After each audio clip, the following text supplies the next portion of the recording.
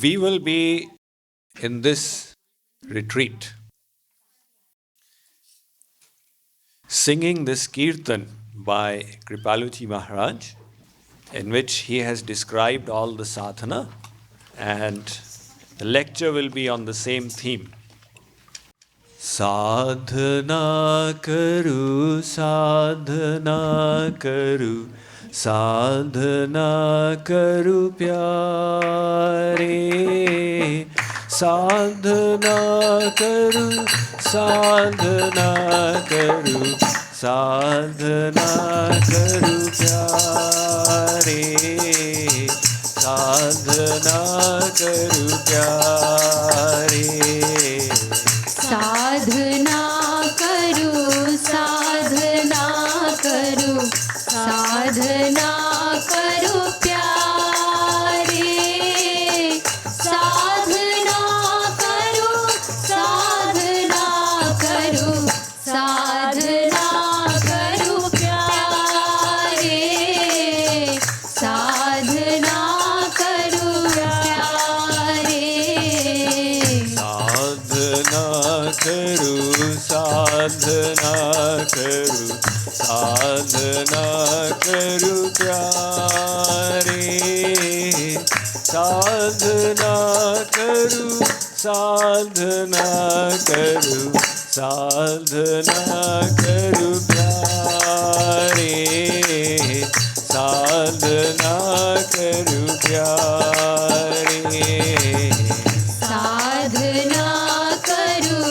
साधना करो साधना करो प्यारे साधना करो साधना करो साधना करो प्यारे साधना करो प्यारे I would like to now officially welcome all of you to this Memorial Day Weekend Retreat 2012 in Fresno. We have all gathered here to do sadhana. That is the purpose of this human form of life. And that is what Kripaluji Maharaj is instructing us souls to do. There was once a king who gave an invaluable diamond. He asked his minister find the value of this diamond from different people. The minister took the diamond to a lady who was selling vegetables on a cart. He asked her, "How much will you give for this?" She said, "It's a shiny object. My child can play with it. I'll give you 10 kgs vegetables." He took it to a carpenter and said, "How much will you give me for this?" The carpenter said, "Well, this seems to be very attractive. I can add it to my furnitures. I will give you 50 rupees for this." Then he took it to a jeweler and he said, "Can you value this for me?" The jeweler said, "It's worth 1 lakh rupees. I'm willing to give you that much for it." So something can be tremendously valuable. But if we don't appreciate the value of it, there is a danger that we may misuse it. Similarly, this human form that all of us present here have received is exceedingly rare. Kab hunk kari karuna nar dehi det is binu hetu sanehi. The soul transmigrating from lifetime to lifetime, once in a while receives this human form that all of us have received. And in this human form, we have the opportunity to gain perfect transcendental knowledge, to cut through this bondage of Maya, break this cycle of liberation, and attain the Supreme Lord. Not having information about this, people use this human form just to do the things they did in the animal forms as well. To be attached to your children, to your parents, the animals also did that. A monkey is so attached to its child, the baby monkey,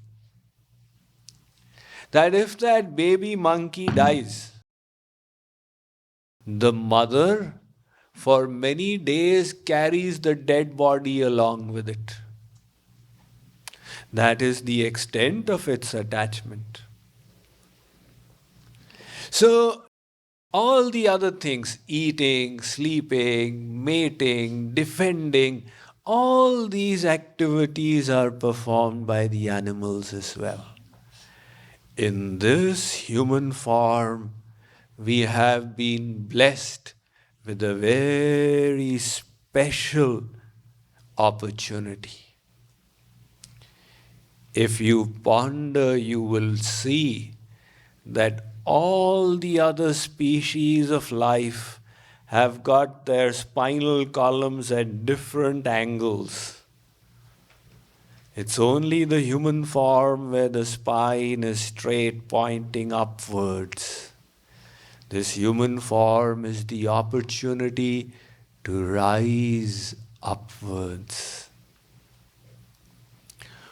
What is the goal of this human form? Some scriptures have pointed to 4 goals: dharma, arth, kam, moksha. Have you heard of these terms? Dharma, artha, kama, moksha. They are repeated again and again in Vedic literature. Dharma is to do pious deeds. Arth is economic enhancement. Kam is worldly enjoyment. Moksha is breaking out of the cycle of life and death. However, the Rasik saints say that higher than this is the final Purusharth. Chaitanya Mahaprabhu called it Pancham Purusharth. What is that? Soi Prema Dhan, to attain divine love for God. In all these dharma, arth, kam, moksha, we have not established our relationship with God. That is the purpose of human life, to establish that relationship through love. So in this human form, we wish to attain divine love or para bhakti. So what is the goal before all of us? To attain divine love. This divine love is a power of God. It is such a power you cannot get it by your sadhana. It is only received by the grace of God and Guru. It is God's power. He will grace us with it. Then we will get para bhakti. But here Kripaluji Maharaj is saying Sadhana Karu. You do sadhana. Why is he saying that? See, the question is, God is eager to bestow this grace. But to receive it, we must have a proper vessel. Sadhana bhakti will prepare our vessel. Some people get stuck. If you tell them do bhakti, they will say, unless God bestows His grace, how can I do bhakti? So ask God to bestow His grace.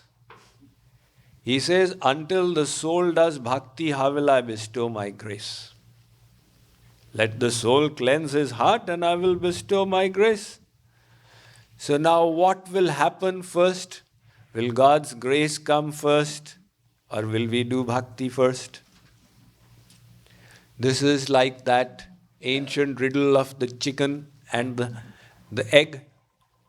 Did the hen come first or the egg come first? If somebody says that the egg came first without the hen, how did the egg come? If somebody says that the hen came first without the egg, how did the hen come? So what is the solution to this problem? God alone knows what came first. But out here, what are we supposed to do?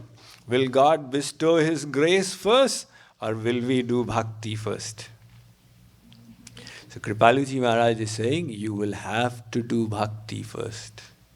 If it was just His grace, He is equal to everyone.